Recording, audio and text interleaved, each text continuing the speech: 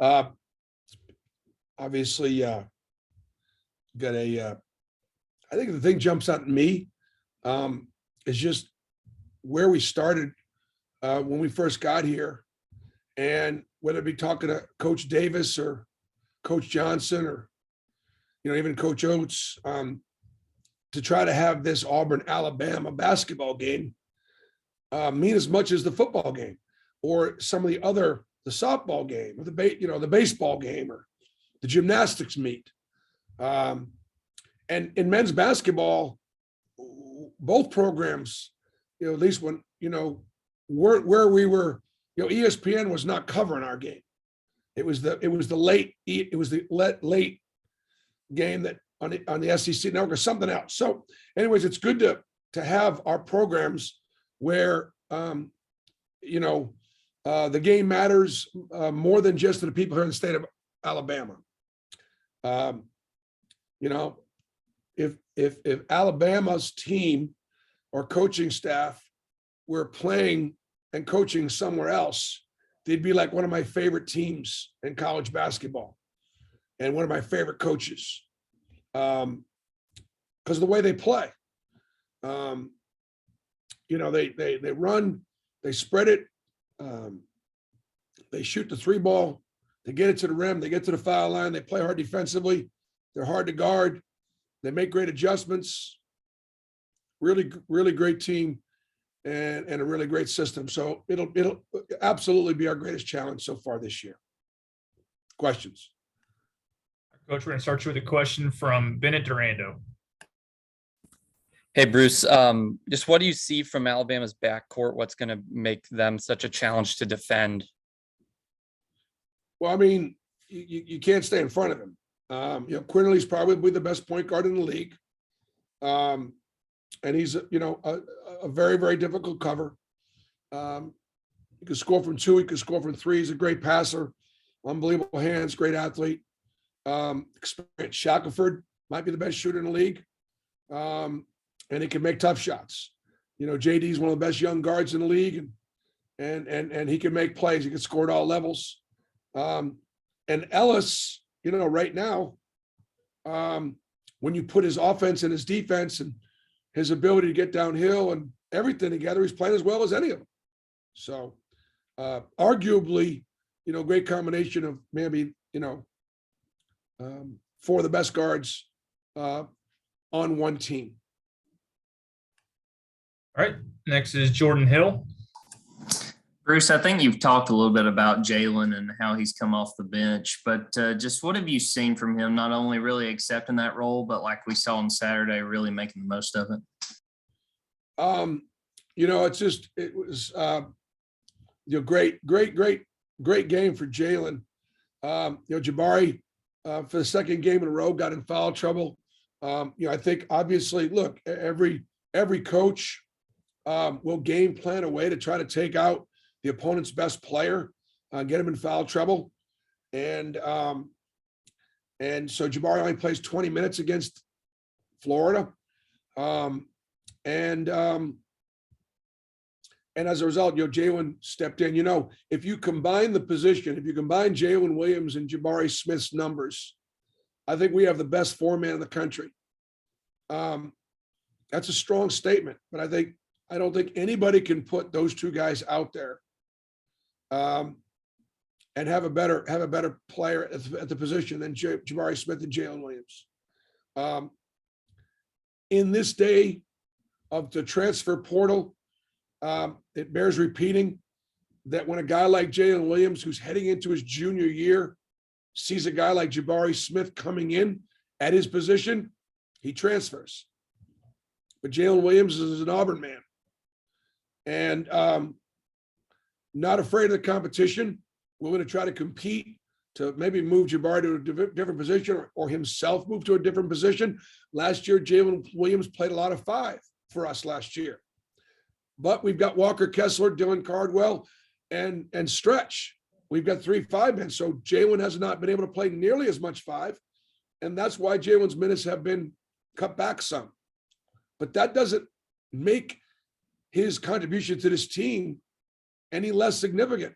last year he might have been our very best player. He and Al were our two best players. But Jalen is a very important player on what's potentially a great team. And Jalen can score inside and out.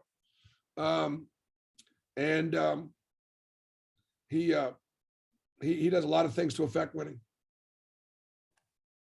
And he can play make. Jalen Williams can play make.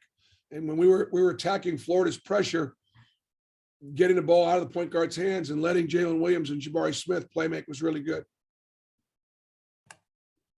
All right, Nubias Wilborn.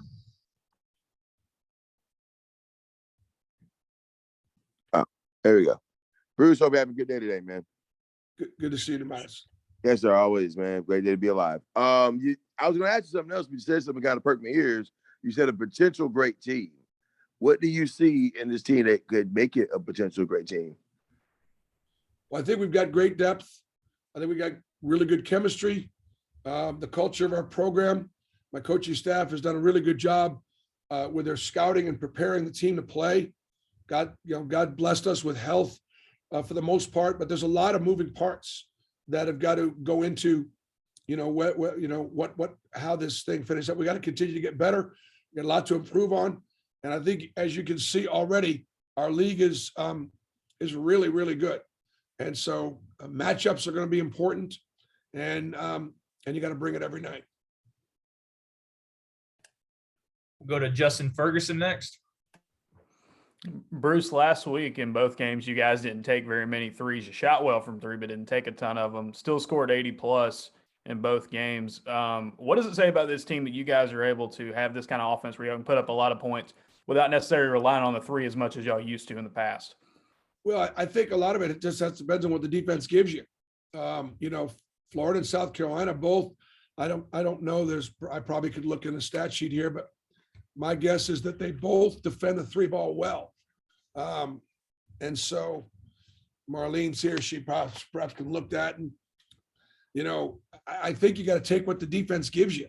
And my guess is both South Carolina and Florida's 3-point field goal percentage defense, or how many they give up, probably not that high, because the way they extend and the way they press up. So, Florida's fourth in 3-point field goal percentage defense, and South Carolina's in the middle of the league. So, I think part of it just take what the defense gives you. We didn't go into that game, trying not to shoot it. Nathan King. Bruce, about that Missouri game on Saturday, what'd you see on film that Missouri maybe did to bother Alabama that y'all might try to replicate tomorrow? And then also, what does it say about the depth of the league? Last place in the net gets a win against Alabama. Yeah, it says a lot about the league. It does. Look, Missouri, Alabama did a lot of really good things. Alabama played well at times. They played hard. Missouri played great. And it's about matchups. That's been a tough place for Alabama to play. Missouri's a big, strong, physical team. And Missouri pounded the ball inside, got into the paint. They kicked it out and made shots that they hadn't made before.